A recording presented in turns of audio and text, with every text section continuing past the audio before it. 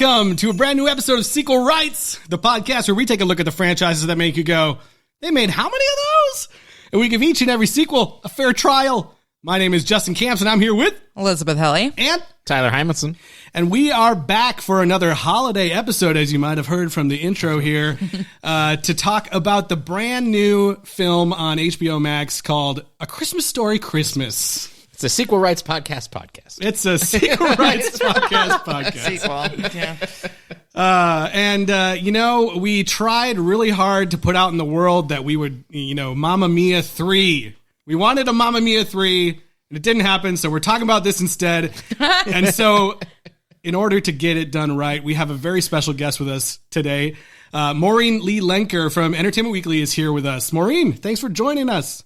Thanks for having me back. This is my second holiday episode since I did Bridget Jones. Oh, indeed. That's right. That's true. It's perfect timing for the holidays. And no disrespect to Bridget Jones. We just all hold a candle for Mamma Mia. That's right. Yes. I feel like Bridget Jones, there's enough Bridget Jones in the world. Not that I would say no more, but like Mamma Mia, we need it. We need it. The world is ready. It's time to heal. That's right.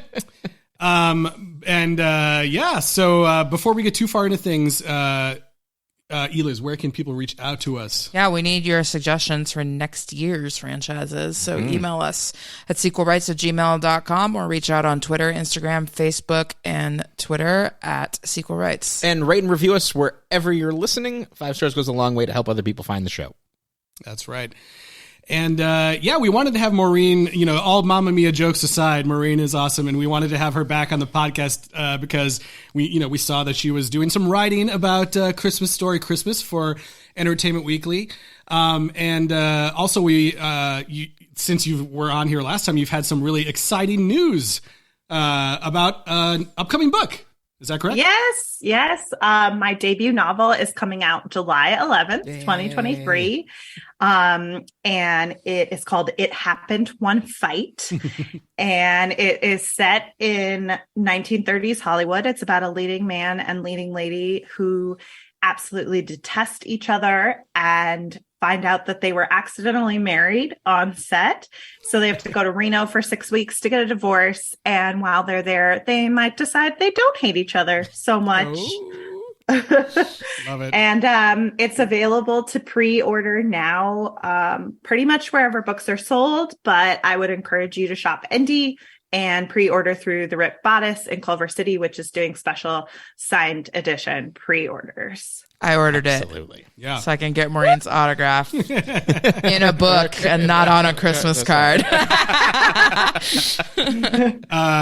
Maureen, you also have your own podcast, correct? Hollywoodography.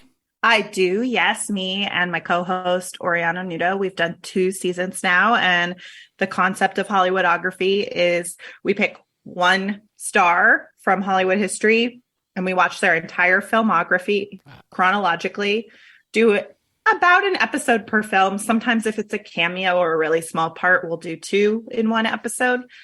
Our first season was Natalie Wood. We just wrapped our second season, which was all about Paul Newman, and we'll be announcing our third season star at the end of December. Ooh. Is it Peter Billingsley? It is not. What's the total short season? Yeah. What's the total count on Paul Newman? That has to be a lot of films.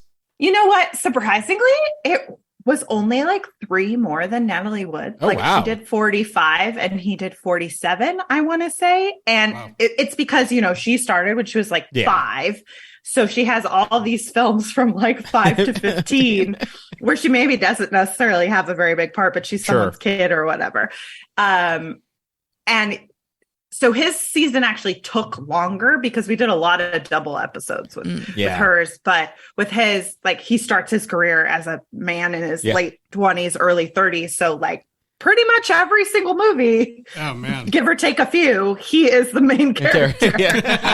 We have to give you major props for doing that many episodes on one similar subject. Like we almost died doing 14 Land Before Time. That's true. Like we were like delirious. We had to take a break. We were like, yeah, we're done. Yeah. but to be fair, I feel like there can be so much range and variation in an actor's career versus like sequels. I could see why after 14 you needed some time. It's the same movie every time.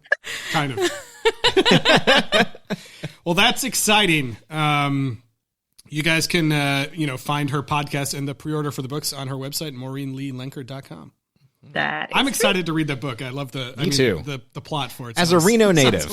Yes. Oh, really? Yeah. Okay, well, I did a lot of research, so I hope I got the geography and everything right. I tried. I'm sure you did. There's not that. Actually, weirdly, was inspired by Keanu and Winona, even though it's set in the 30s, because I am the journalist who did the interview where Winona decided to announce that she thought she and Keanu got married for real on a set. Yeah. That would be a good plot. Oh, that's awesome. Thanks, Winona. Yeah. Did me a solid, girl. Yeah. Oh, man. Well, we appreciate you being here, and I hope everyone that's listening checks out her website and checks out the book and the podcast and everything. Thanks, guys. Yeah, of course. All right. Well, without further ado, let's celebrate Christmas with A Christmas Story Christmas. How many times can we say Christmas? Oh, life moves fast. One day you're playing kick the can with kids named Flick and Schwartz. I triple dog dare you! And the next thing you know, you're a certified adult. Ralphie! Ralph, dear old man. Fragile. He was the best. Ralphie, promise me we're gonna make this a wonderful Christmas. That would make your father so happy. I promise. What had I done? And now it was all up to me? I suggest you start drinking and don't stop till New Year's. All right. Well, this is a brand new Christmas Story film. We talked previously about the original, the sequel, and then the musical. And so this is kind of like the third in the A Christmas Story. I know there is the one called A Summer Story. We didn't watch it because it was impossible to find. But so, yeah. I mean, Peter Billingsley has also not watched it. Yeah, well, there you go. See? The man himself gave us a pass. This just premiered on HBOMax this past week, and we're talking about it tonight for y'all. So everyone can have a Merry Christmas. I think that trailer that you just played is a lot better than what I saw, which was just like that stupid teaser that had the the old man's voice like echoing and that made me be like, oh boy, this is gonna be bad. I was very much like, oh man, buckle up. Like I really don't. Yeah. Like because we were burned by the sequels of this franchise. The sequel was not great. No, and the musical was all right. Yeah, it was okay. Did you watch the Matthew Broderick version? Yes. Yeah. Okay. I also covered that for us and was on set when they were. Oh my filming. God. Oh, well, there you go. You're like the world's most foreminent expert on this at this point. Like, totally. We're only watching the movies. You're like, so actually, you ask us questions. yeah. Matthew Broderick's very nice. Oh man. So this one brings back a lot of the original cast, including Peter Billingsley, as we mentioned. And it really falls into the kind of like legacy sequel. Yes. More than Christmas Story 2 was not that really at all. No. So, I too was very worried, and also like, based on last week's episode, I was like, are the Grinches going to be back? Are you guys going to just totally hate on this or what? But I got to say, I was pleasantly surprised by this movie. Me too. This movie is shockingly good. Yes. Yes. Yep. I had to watch it while I was recovering from surgery. And I was like, okay, Like, I'm in a fugue state. It'll be fine. And then it was great. And I cried a couple times. Me too. It's awesome. Yeah, it's really good. It's actually a shame. I saw it was a Legendary film, and it has, like, the intro made it seem like that it was originally intended perhaps for theatrical, and I think it's a shame that it's not. But hopefully a lot more people see it because it's on streaming, because I think it's one of the better holiday films of the past couple years, by far. Well, and as a sequel, it really great. Like does a good job. I mean, we have seen the whole gamut of slavishly dedicated to the original to completely, flipping off the original, and this is like a perfect balance of like taking things, honoring things, understanding changing things, what made the original great, adding new things. Yeah, it's like a really, really great balance. Yeah, I felt like it walked such a great line, which I know, like Peter said, they worked really hard to do this, of giving you the callbacks you wanted and bringing in some of that stuff that you wanted to hear about or see mentioned even if it was a small moment, but really giving it room to breathe and telling it a new story and giving the movie a reason to exist beyond just like, hey, look at all these references to a Christmas story. that is honestly what I was really worried it was going to be. And I'm so glad that like the movie feels really reverent to the original, but not to a fault. Like it doesn't, like we see, hints of the, leg lamp and everything, but I was like worried that it was going to be like that again, or there's going to be another leg lamp or something. And it almost feels like that those references are happening to bring in younger generations as they're watching it almost, where it's trying to give context and not like, remember this? Like, it wasn't that so funny. I think that the thing that immediately put this movie on the right foot for me is that I think the worst version of this type of sequel is just to make Peter Billingsley, the dad character, just transpose him from the original film and then give all of the fantasy sequences to the kid, make it, from the kid's perspective again, and try to do a fresh new character on it. I love that we're still getting Ralphie's dream sequences, and they're kind of the same tone, but it brings the thing that the first one does so well. And I think why so many people love it is that it allows for family to be messy. It allows for kind of the rough edges to be shown. And it shows that, even this kid grew up, but he still is a fanciful daydreamer who's going to beat Frank Herbert in the literary awards. Yeah. Yeah, I think he did I thought he did such a great job at really portraying that adult who is still really kind of that same kid inside, like we all are. Exactly. Which is how I feel all the time too. It's well, I just thought it was so clever the way it plays with all of the connections to the original too, in making Ralphie this dreamer who wants to be a writer. We've got that connection to the original movie being based on the work of Gene Shepherd and it being a bit autobiographical with his own Christmas.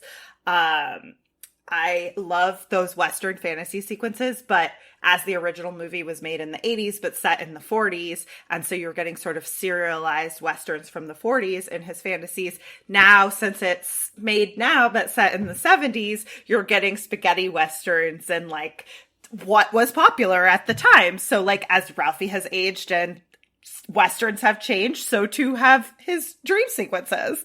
And then I think, honestly, one of my favorite, dumb blink and you miss it callbacks is that his daughter literally, doesn't shoot her eye out, but she has to wear an eye patch because of an accident.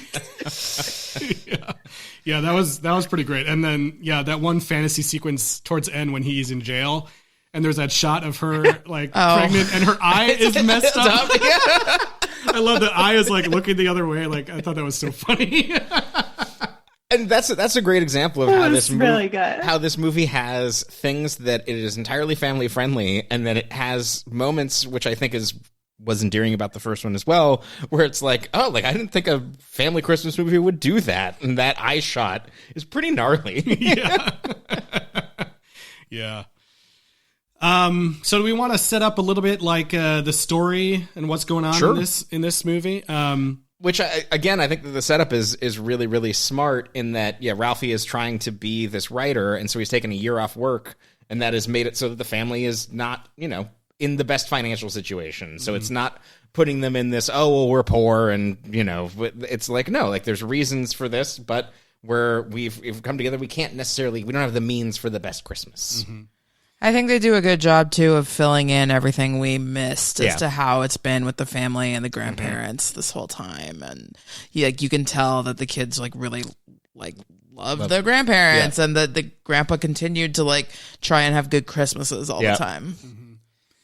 Yeah, and so basically they're like getting prepped ready for Christmas. You know, normally Grandma and Grandpa come to Chicago. Yep. It's another Chicago holiday movie. That's right. Which I feel like every holiday movie set in Chicago or the Midwest or something. And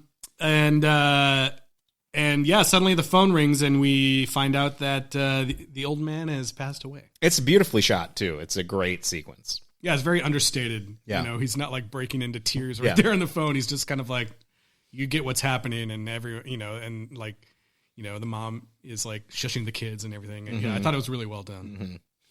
We should also mention that Melinda Dillon, though she's still alive, who played Ralphie's mom in the original, she retired from acting in 2007. So she has been replaced by Julie Haggerty of Airplane fame in this, who is such a good replacement, like she's really amazing. Captures the spirit of that mom in an excellent way. And then I love that Ralphie's wife is Erin Hayes, the like most iconic housewife of this century. She's so good. Like every time that Ralphie's got some plan, and she's just like rolling her eyes to everything he does, like, really, you're gonna do that? She's so great in the movie too. But so it ends up being that the whole family has to go back to Homan, back to Ralphie's old home in Cleveland, or on Cleveland Street, sorry. Yeah. And that's where things really kick off. Yeah. I liked to, just back on the subject of Erin Hayes. What was her name? Sandy in the movie? I think so. Yeah. I did like how she kind of like, it wasn't all about Ralphie. Like, she had her own things going on, and you saw kind of like the nuances of the mother-in-law, daughter-in-law relationship, where, you know, they have fun and they get along and they drink together, but every so often it's like, oh my God, this bitch, you know, like, it's like, sure, you can skate, or wait, why are you hiding from the carolers? You guys are idiots, you know, like, just the various tension that exists when it's like, yes, you're part of my family and we love you, but you weren't here for all of it, so you know. The Scrabble sequence is like, amazing. I don't think bajillion is a word. So funny. I too, like, this caroler sequence was also really funny for me. I originally, as it started out, I was like, this is a little bit over the top, but then it kept going, and just that shot of when Erin Hayes' character is like, I used to carol growing up, and then Julie Haggerty's like, how could you? Also, I just love this idea that the mom has been traumatized by caroling since the Chinese restaurant. Yeah. It just never, after that, it was ruined for her. That was bad. But yeah, I like how they came up with like these new kind of universal worldwide things that everyone either gets or gets some version of in their own family without just rehashing all the old ones. Like the carolers thing was new. They kind of like changed the whole thing with the hillbilly neighbors around to be a little bit different. Like they had different stuff, like the sled on the ramp or whatever. That's like a whole new ethos, like, you know, legend that they created for the town. Yeah. All the stuff about the casseroles, I loved that. Yeah. Oh my God. That was so Midwest. I was like, oh my God. The accuracy of that. Yeah, when they're like naming, like, what do you think this is? Like ketchup? I think that's a blueberry. So funny. I love the sled ramp thing. Yeah. I love the sled ramp thing. Like, Triple Dog Dare You has become such an iconic thing, I feel like. And I love that they found a way to like bring it back, but then, you know, reverse who's daring who and then make it something totally new. It's not just licking the pole again. It creates a whole moment and a whole scene. And then the other characters get actively involved in it too, because it is this whole new thing and this story surrounding it. Like, everything about this was just, you could tell, besides the fact that Peter Billingsley came back and also produced it, like you could tell that everyone had the correct amount of reverence for the original while also still wanting to do their own thing. Yeah, and like even with the sled thing in the back, the thing that makes it work is that it's anchored in, you know, he steps over the line. Like he's being an asshole, and his friend calls him out on it, and it kind of prompts this heightened legendary thing. But like all of those stories in real life, it's kicked off by somebody, you know, someone that you love, someone that's your friend, but overstepping a line and being like, okay, I'll call you on that. Yeah. No, you deserve it. Yeah. Like, ride down that sled. I love that too, because like, I mean, when we first moved to Wisconsin, there's a park just up the street. And for a couple years after we moved there was this huge like toboggan ramp, like not like that where it was like clearly something that wasn't supposed to be ridden on, but this was like something you're supposed to ride. And it was one of those things where it was like eventually it was like too dangerous and they shut it down. But I was getting that vibe from this, and I thought that was really funny. And then I just love that we get this kind of like slapstick adults going crazy, and just like drunk adults. They're just like slamming into cars and getting like the most grievous injuries probably. Yeah. Even Schwartz, I was like, his back is probably broken. Yeah. At least. It's a pretty bad fall. But I thought that was a really good sequence. I agree. Well, yeah, it's that it culminates into like this tribute to adolescence risk taking, and then it just, you know, shows how silly that is in adults, but also how wonderfully beautiful it is. Yeah, I think that's one of the big scenes that brings out kind of like I think Maureen, you mentioned, I saw in a tweet like that there's lots of joy in this movie. Yeah. And I feel like that seeing adults just goof around and like have fun times and like the snowball fight stuff and all that is just like allowing adults to be goofy, I think is a fun thing to see, especially around the holidays and stuff. Well, I think it was so organic too, because, you know, they did bring back most of this cast who were kids when they made the first movie. And Peter told me that they've all kept in touch and they, you know, see each other here and there, but they hadn't all been together in the same place since they shot the original. And so I think that sense of play and that sort of giddiness at being back together comes out in scenes like that. And that's something that you can only get when you have that sort of history to not just the storytelling, but to the cast itself. Yeah, I really thought it was just so cute. I felt like, I was like, it's so cute to see these guys together as adults. And like when they first see Ralphie at the bar, they're just like, Ralphie, and they all hug. Like, I was like, oh, this is so cute. And watching him lose at shuffleboard. Even got his younger brother back. Yeah. Like, he's only in a few scenes. I love that it's the same actor. Yeah. So okay, the phone call with the brother though, like I really identified with that. Yeah, and was like, when he's like, Mom is like starving to death. She's so weak. She can't say 2 words. Like I mean, you know, my brother's not listening, but yeah, like you know, you got to exaggerate to get them to show up sometimes. Like, and that was like, I was like, Ralphie, yes, do it, perfect. Like he didn't say, you know, okay, she's dead, she's in the hospital. Yeah. He didn't like straight up, you know, like do anything alarming, but just the amount. But I also love that it was like him like unfurl, like he had to like crick his neck and be like, a wind up. Yeah, he's like, oh, I'm ready. Like I know what you're doing. It's so funny. So I don't know. I mean, Justin and I are older siblings, and Tyler's a baby, and I know you're an older sibling too, Maureen. So I'm sure that you've laid it on once or twice. Definitely, and I don't know. I think ultimately though, like that fun is great, but what makes the movie so good, which strangely it shares with Mamma Mia 3, is this sort of melancholy undertone where it is also about grief, and sort of the through line of the story is about that they all experiencing their first Christmas without the old man and the complicated emotions that brings. And that is as universal as being a kid and really wanting something for Christmas that everybody tells you can't have. And so I think that is ultimately the secret to the movie's success, is that it thematically finds a way to be a spiritual successor and take something that is a universal kid experience at Christmas and turn it into a universal adult experience at Christmas. So you sort of, as an audience member, can grow with Ralphie. Yeah, and he doesn't want a Red Ryder BB gun. He wants to be a successful writer.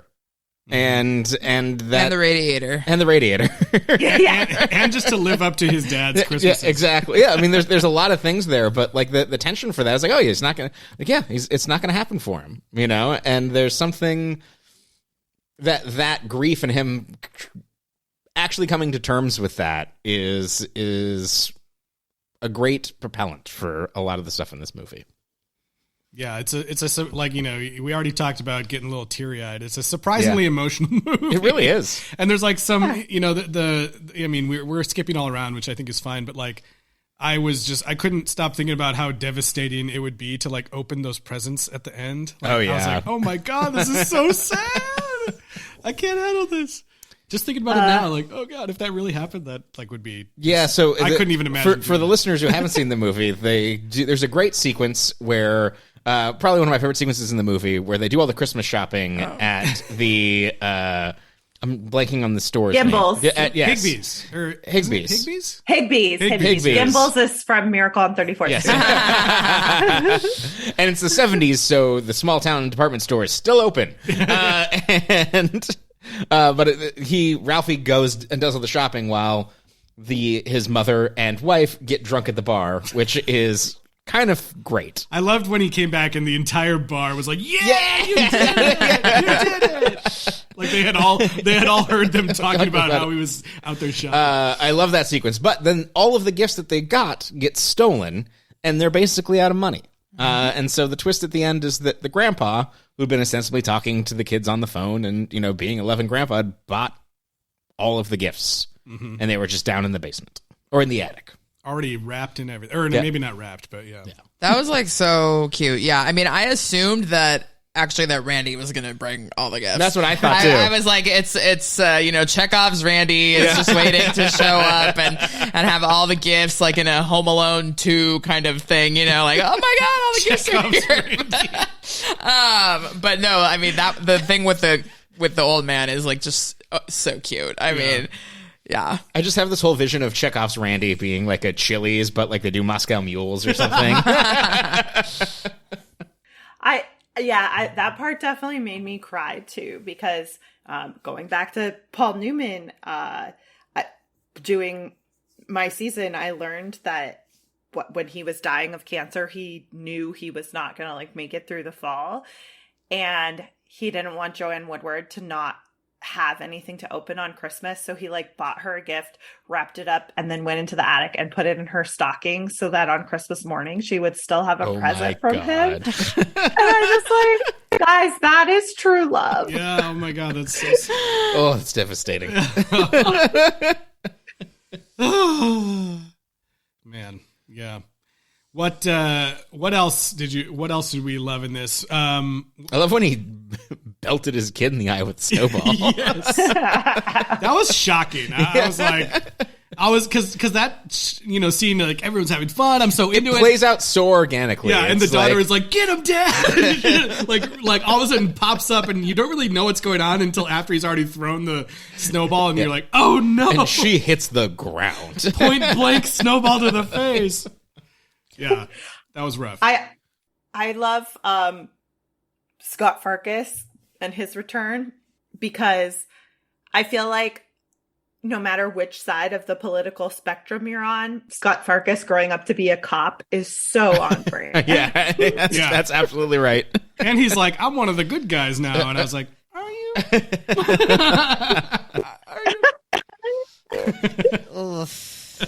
No, I did love that detail though. Yeah. And like, if I'm not mistaken, it looks like they made like adult Zach Ward like get in the costume of when he was a kid. Like no one else had to get in their old costume, but I'm like, he looks the same. He looked the same. I was waiting for like Flicker Shorts' hats to make an appearance when they went out sledding, but no. Yeah. He's like, no, I'm not wearing the hat. I did enjoy when they had to go to the hospital, like going to the emergency room with your family is like one of those life experience where it's like, I'm seeing stuff that I'm not supposed to see. Yeah. And the proxy that they chose for that is that guy who just had his hand stuck in the stein. And like, he was really troubled. But like, the props to that actor, because like, he was definitely making it seem like, wow, you're in pain right now. It was honestly giving me a lot of anxiety watching that, because it kept cutting to him and he's like, It was very Coen Brothers. It was so odd. That's something I'll think about for a while. I'm like, how did he get why was his hand in there? What was he trying to grab? I don't get it. So about the locations, we were following the news on this for a long time, obviously. And when it came out and they announced the title, we were like, well, I don't know about this. Like, it might be bad. And then they came out and announced the whole thing's going to be shot in Bulgaria. Yeah. And I was like, okay, well, but I mean, I think it looks pretty good. It looks great. Bulgaria is super hot right now for production. Yeah. So they built that entire street from the original sketches and drawings. And that was why they shot in Bulgaria, because they could afford to do that there where they couldn't have here. Sure. And Peter was telling me how like the first day when they actually finished the street and they had like finished putting the snow everywhere and all of that stuff, that all the other cast who were returning cast were already in town, but they were at the hotel, and he called them and he was like, you have to get down here. And so they like all came down in like a carpool van and get out, and it's like fake snowing and it's the old street from the first movie. And they were all like, oh my God, it's so magical. It's real. So yeah, I think they did a good job. That's super cute. It's amazing. Yeah, I feel like, that was one of the things going into the movie too, that I was worried like that it was going to feel like, a lot of these movies that come straight onto streaming have this like a Christmas Story 2 didn't come straight to streaming, but it was definitely like a straight to DVD production. And this one felt like they really gave it like a full, like, I don't know, it probably wasn't full, but like a real like theatrical style budget to like make everything look great.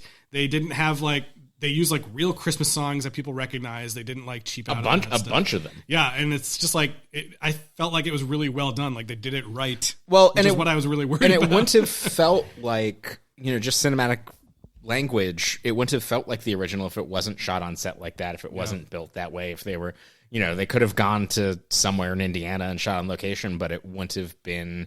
They wouldn't have been able to do the same setups. It would have been different limitations, and I think that's one of those rare instances where it really plays into the nostalgia of it to shoot it in that same way.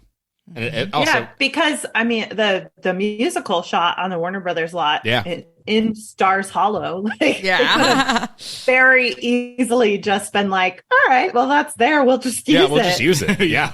Yeah, I think even the first time they showed the street, I was like, oh, which backlot is this? And then I was like, oh, wait, I remember they like built it in Bulgaria. But, because usually you can be like, oh, is that Universal? Is that like... People who watch a lot of sequels know what the Universal backlot looks like. Looking at you, Beethoven 5. Bring it on 4. Yeah, they put that street to good use with another bullying sequence. Indeed. That was great. That plays out in a satisfying fashion. Yeah, where Ralphie's kids attempt to kill the other kids. and all the adults laugh. I was like, I feel like that's real dangerous what they just did, but hey, it's the 70s, whatever. The damage was more to the vehicle than anything else. I love they have that Bumpus kid, and he comes out and he's like, snowmen don't last long around here. There's a couple like his introduction to is like super gross. There's a couple like really gross moments in this movie, I think, but like him like pulling in some snot like he's gonna spit and then he swallows it was so gross, like the Bumpus kid.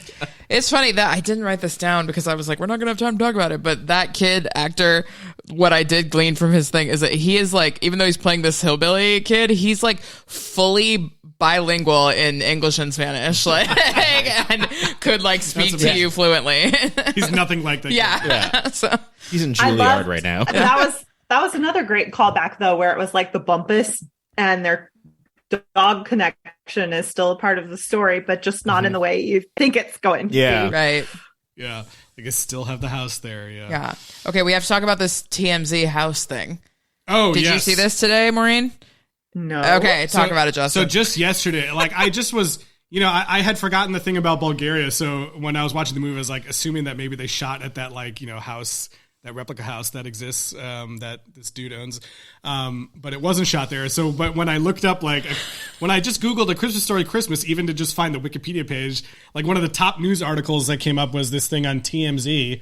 And the headline is, A Christmas Story house. Owner flips out on actor outside home. Get the fuck out. And so there's actually a video, like someone grabbed a video of this happening. But A Christmas Story actor, I don't know how to pronounce his name, Yano Anaya, I would guess, is no longer welcome at the iconic home of the movie. So basically he was like, I don't know, it looks, in the video you see him, he plays Grover Dill in the original film. And he's in this one for 2 seconds. He doesn't even get to talk. He's just standing next to Scott Fargus. So he's like taking photos on the steps of the house, and then the owner, Brian Jones, comes up and he's just like, get the fuck out. You're not allowed to be here. Get the hell out. And like, apparently, Grover. And he like pretty much like in front of these like tourists and stuff, like shouts him out. Apparently I don't know the full details, but apparently the house is on sale right now. So you can like buy the house. And apparently there is some GoFundMe that was put up to like raise funds to buy this house. And I think that the owner of the house thinks that this like actor guy is involved in that and like trying to solicit money from random people in order for him and some other people to buy the house from this dude. And so they got in this altercation, and you should watch it. It's on TMZ. Like it's crazy. Like, but it was like just today that the news came out, so I was like, "Oh my god!" Yeah, perfect timing. But why would he care? I think because the house is a business for him. He's operating like a museum, but he's trying to sell it. Yeah, but he's in the video. You see him yelling that he's like scamming people. Yeah, he doesn't want the fans donating to something they think is legit, but it's just for that guy to pocket the money. I think that's what. Yeah, that's what it sounds like. So. But I don't know the full. That's just what it says on TMZ. Who knows? the video is very dramatic, though. You should watch it. You want to see someone be like, "Get the fuck out of here!" Yeah. Pretty funny. I do want to, because I got to talk to Peter a little bit, I do want to give him a lot of credit for how good this is, because the man, I mean, since he was a kid actor, but then he's primarily a producer now. He and Vince Vaughn have a production company, and they produce together. Vince Vaughn is a producer of this movie. And he's produced 5 Christmas movies now. He was an executive producer of Elf. He produced 4 Christmases, which is, not as good. And then, God, I'm missing one. But then he has this, and he has another one coming out this year on AMC Plus with Justin Long, which I currently cannot remember the name of. So, yeah, the man really loves Christmas. He actually is starting a podcast about Christmas movies with the writer of this film, he told me. So, Peter Billingsley knows what makes a good Christmas movie. And an Iron Man. That's so funny. Well, and the director for this, I don't remember the director's name, but he also directed the Christmas Chronicles for Netflix, which I thought was a pretty decent Christmas movie, too. It's a whole industry, even on the entertainment side. Yeah. It's a little Christmas cottage industry. That's right. That's right. Well, I don't know. What else have we missed? The one thing the other thing I liked about this movie too is it kind of continues we talked about the first film, how it was really like a series of vignettes and not too much of a through line other than the Red Ryder gun. And I feel like this is the same kind of way. We get a lot of these vignettes. We get the Christmas tree shopping. The one thing that I was like, is this a thing like the Midwestern omelet thing where they're like putting an egg in the radiator? Oh yeah, I looked over to my girlfriend and I was like, she was like, I've never heard. No, of my this. dad told me it was a real thing, like in the 70s. I assumed it was. For I poor was people. like, I was gonna say like, I never had an old enough car where maybe you could do something. Sure. Like that. Yeah. So I was like, maybe it was a thing, but I had never. That was the one thing I had never heard of. No, my parents told me that it was real, apparently, back then, because I was watching it with them on Thanksgiving night. And like, this is not exactly the same, but when I was little and we had the old Volvo, like we would drive around with gallons of water to pour in the car, like when we had to pull over on the freeway or whatever. But yeah, not an egg. Yeah. I did like that his wife was just like, oh, yep, nope, yeah, here's that. We got the eggs. So I just have like a dozen eggs sitting in the car, at all times. And again, another like great way to like call back to the old man in the furnace, but make it a new thing. Yeah. Yeah. Mm-hmm. That's true. Yeah, and like, we talked a lot in the musical about the reclaiming of the Chinese restaurant and how they worked so hard, and they got the Philharmonic, and they had what's his face, Ken Jeong, and all of that. Yeah, and they were like, we're taking it back, but this one they're just like, forget it, we're just not doing that. Like, we're just not even going to the Chinese restaurant. Forget it. Which I'm like, I'm fine with that. Yeah. Like, yeah, and so they're like, we're gonna have a wall of casseroles that have to go through by the ex-quarterback. Yeah. That was the other really gross moment when he's like putting that last piece of food in his mouth. Oh, I think Peter Billingsley produced the musical too. Which we did like. We did generally, yeah. Ralphie to the more rescue. than that sequel. Which Peter Billingsley has not even watched. So. Good for him. I wish I hadn't either. Yeah. Well, yeah. I mean, is this going to be one of the last HBO Max originals like ever? Or the rest like? I don't know. That's a good question. Yeah. It's also a Legendary film that just got switched over to Sony. They just announced that today. Yeah. So I did kind of like that. What happened?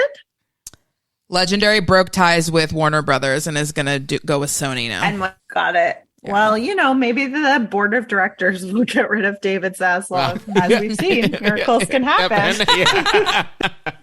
Yeah, I'm curious if this movie would have done well in theaters. I don't know. I think it actually would have. Yeah. I think that a lot of people would go. I think that word of mouth, a lot of people are going to start watching it. It was kind of dropped on HBO Max with not a lot of circumstance. Yeah. I'm interested to see how it plays out, because I think we all liked it, we enjoyed it, we think it's a pretty worthy sequel, but I am curious as to like, will it become part of people's Christmas tradition? Like, will it be 5 years from now, is the TBS marathon gonna switch between the two movies? It'll be interesting to see this Christmas, even when the marathon's on. Are they running commercials to like go to HBO Max and watch the other one, or are they gonna Zaslav's not gonna allow that. Yeah, I don't know. So it'll be interesting to see if it can be seen and liked by enough people to become part of the tradition. It would be a shame if it wasn't, because I feel like it was one of the first worthy entries in the past 15 years of bringing back some of those legacy Christmas movies and making it feel, like it worked on me. Like, I cried during this movie. Like, it had all of the holiday emotions. It put me in the holiday spirit. Like, it's a very successful Christmas movie. Yeah, I mean, we were like going hard on like making fun of the title. Yeah. In every episode leading up to this. And I was fully prepared to like come on here and be like, this movie was terrible. But it was exact opposite. I mean, what were the alternate titles? Well, here's the funniest thing about the title when like it's coming forward, and the through line that we haven't talked about that I think is actually really brilliant in this movie is that, the whole time he's trying to get word from his editors. Yeah. If he has a book deal or not. And the one thing that his mom asked him to do is write the obituary. And he can't do it. And I forgot my point was. The title? No, you're just saying that's a the title. Yeah, and so as he's going through and can't do that, and I go, he's going to write a Christmas story. And my girlfriend's like, don't spoil it. I'm like, that's obviously what he's going to do. But it's nice that it turned out that way, because obviously like Gene Shepard made up those stories from his real life. So no, and I also loved how it wasn't as ham-fisted as I even thought it would be. Yeah. And that it was just a small local, I love how it played out, where his wife read it, thought it was good enough to send to the paper. Yeah. And, it was something that he was just going to throw away. And then to get that validation from her and then from the world and how that all kind of plays out organically is, nice. It's a really it's a really poetic ending how it like fades into the like narration and actual footage from the original film. Yeah, I don't know. I should have looked this up. Technically, go ahead. I was just going to say, like, in a very meta way, that makes it both a sequel and a prequel. Exactly. Sorry, that's me doing the head exploding thing on the audio medium. I was gonna say I should have looked this up, but I don't know, Maureen. Maybe you know. Are any of the anecdotes in this movie like Gene Shepherd unused like things from the books or whatever, or are they all original? Yeah, so they optioned a bunch of Gene Shepherd's writing when they were embarking on making this. And Peter Billingsley said actually that like quite a fair bit of dialogue is lifted straight from the writing that they optioned. So it definitely is still picking up off of that and taking that, which is probably also, like tonally why it all sounds right, because they're using the same source material basically. Which, I thought that was really interesting because I did not expect that when he told me that. Like, I just sort of asked about the sort of idea of Ralphie being Gene in a sense and paying homage to him by making Ralphie a aspiring writer. And he was like, and then he gave me all that extra information. I was like, wow, that's really cool. Sweet. We talked about last week, we talked about the first 2 episodes of the Santa Clauses. And I thought it was fascinating that we're watching another Christmas, project that also included like cutaways to the original original project, but I feel like it was much better deployed in this film than it was in the Santa Claus. I just thought it was fascinating that like within the same week these two things that use a very similar like editing style and something, including the old footage from the original property in the same way. I feel like that there's a fine line between of like a good chef and a home chef, and when it's like salt as needed, and and knowing what that means, this movie knows what that means. And I think that it uses that when it wants to have a callback and nothing else made sense. So like the pajamas are a great example where like I asked Peter, like, was there any discussion of getting you an adult sized version of those? And he's like, there were some terrible pitches in the pre-production meetings, but he was like, but Ralphie hated that. Like, why would he ever wear those again? That was one of the worst memories of his life. Like, he hated it so much. It would make absolutely zero sense to put him in that. So the only way it made sense was for it to be something weird that his mom kept in the attic. And like that kind of thing is so smart, where I think the instinct would be like, oh yeah, let's put Ralphie in bunny pajamas again. When like from a storytelling perspective, it makes absolutely no sense. But it's still like just the very quick way that they referenced it weaves it into all the emotion and tapestry. So it's like at least keys your brain into, like I remember that. Yeah. Right. It does a great job with like avoiding the pitfall of like just copying the same beats. Mm-hmm. The one thing I was excited that they included was like the speed, like the like fast forward motion when they're all leaving the bar to go to the ramp. Like I'm glad they included that because that was like a kind of a cute moment that I didn't feel like I wasn't like eye rolling at that point. I was just like, oh my God, they did that. Yeah, I like that part. Yeah, cool. But I don't know, Tyler. So we have had a few episodes with no rating system. This one, but I think we could do it. Yeah, it was Blatz was the beer star. Yes. I think that we're going to go traditional. How many Blatz beer stars? Illuminated Christmas tree toppers. Would you give A Christmas Story? Christmas. I'll go first. I can't remember exactly what I gave the first movie, but I feel like I want to give this like an 8 or a 7. I think I'm going to give it an 8. Yeah. Because, like, I felt like real emotions watching this movie, and that's not anything at all that I was expecting. Like I said earlier, like, I was prepared for this to not be good, and so I was, like, so pleasantly surprised. They did such a great job. I'm glad that everyone really took the care to do this right and, like, really put all of their feelings in, like, it clearly was not just a cash grab for these people. They did it right. The studio gave them the money to do things right. And I hope that people, like Ela said, I don't know what's going to happen. I hope people actually watch it because it's surprisingly good. And I would recommend it to anyone who's a fan of the series. It might actually make you have even more love for the original film and really want to go back and revisit it if you don't already. So, yeah, I think people should check it out. Really good.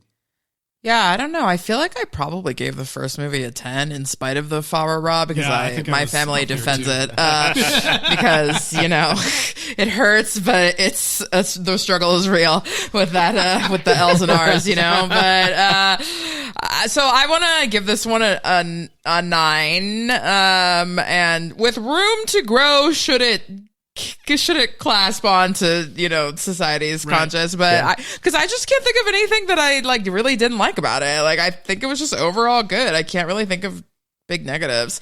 So I'm gonna give it 9 Blatz Christmas stars, and also like just kind of say that like I think we were so jaded going into this because we've been burned by like so many sequels, but this movie and so is many like, Christmas sequels. Yes, but this movie is sort of like why we had this premise of the podcast in the first place, because every so often there's just like a freaking jewel or something that can be done. Yeah, something that comes close or is even better, not in this case, but in other cases even better than the original. So it is possible, you know, looking at you, Land Before Time or whoever, like you could do it. You just got to do it right. Looking at you, Cheer or Die. Yeah. Anyways, so shots fired. It's the Godfather Part 2 of Christmas movies. Yeah.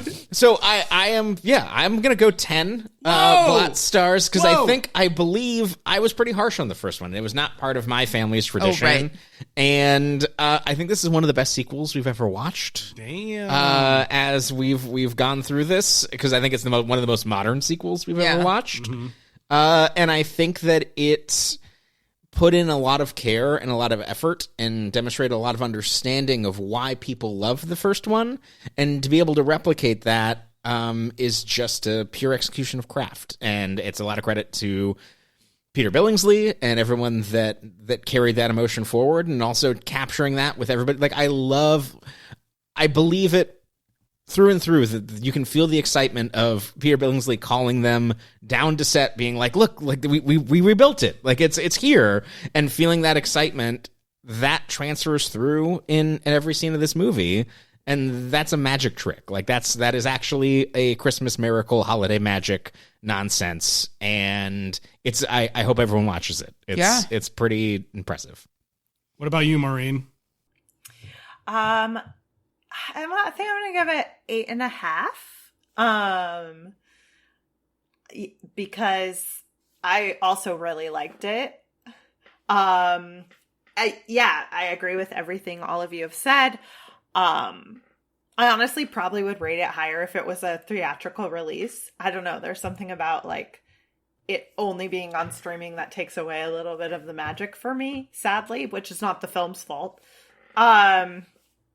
But yeah, I thought it was so lovely in the way that, yeah, absolutely. But I think, I did grow up with A Christmas Story. It was like a classic that we always watched every year. And my dad like thinks the leg lamp is hilarious and all of that kind of thing. And so it happens so rarely, but I loved the sense watching it that like this story had grown with me. And so like the things that I took from A Christmas Story as a kid, I was getting, but in a whole new way as an adult from this sequel. Yeah. Did you watch it with your family, Maureen? And not yet, actually, because I had to watch a screener for my interviews. And then I was like texting my family while I was watching it, where I was like, we have to watch this together. It's so good. It's so much better than I anticipated. And we were going to watch it over Thanksgiving holiday, but then too much other stuff going. We went to see Glass Onion during its 1 week in theaters instead. Yeah, I mean, it's hopefully in the next few weeks. Yeah.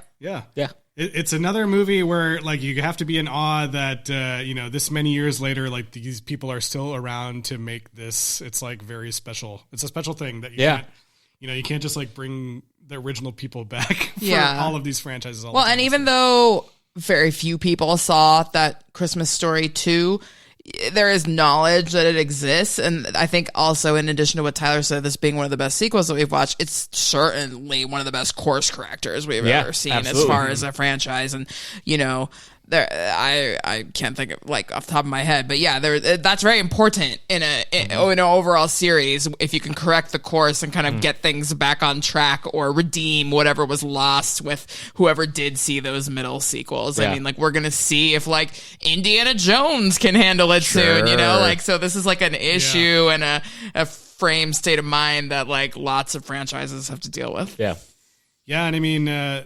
The newspaper asked for more stories, so leaving it open, maybe there could be more. I don't know. A Christmas Story Halloween. Yeah. That's what we want. That's what we want. We hope. Christmas Story Halloween. We'll would be see. Hilarious. That would be hilarious. All right. Well, I think we're going to wrap up then. I don't think there's, there's not much else to say other than... Merry Christmas, you turds! I'm kidding. We love our audience. We don't think you guys are turds. It's just a clip from the movie. It's a joke. I just want to say thank you to Maureen for being here. It's always lovely to have you and all your amazing insights. Absolutely. And pre-order that book. Yes. Go read her full interview with Peter Billingsley. Yes. On EW.com. Yes. Thanks for having me. Yeah, of course. This is the last episode of the year, I think, for us. Oh my God. That's it.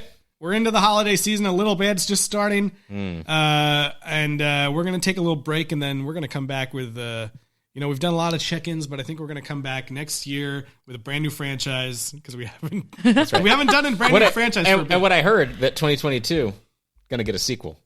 Oh, there's another rumor year? has another it. year coming? I mean, maybe. Maybe. I know. We'll find out. We'll see. Anything could happen. You didn't say it was a rumor. Yeah. Oh, yeah. That's true. Oh, boy. All right. Well, but we need to know what to do. So email us right. at sequelrights@gmail.com and find us on Twitter, Instagram, Facebook, and YouTube at Sequel Rights. And rate and review us wherever you're listening. 5 stars goes a long way to help everybody find us. And also do that exact same thing for Maureen's podcast. Yeah. Hollywoodography. I was like, Hollywood bibliography is what I was going to say, and I'm glad I didn't. That too. Yeah. That's too much. Yeah. Hollywoodography. It's great. Cool. All right. Close. Yeah. But no cigar. All right. Well, we're going to say goodbye. We'll see everyone. Hope you have a happy holidays. We'll see you all in the new year, allegedly. All right. Bye.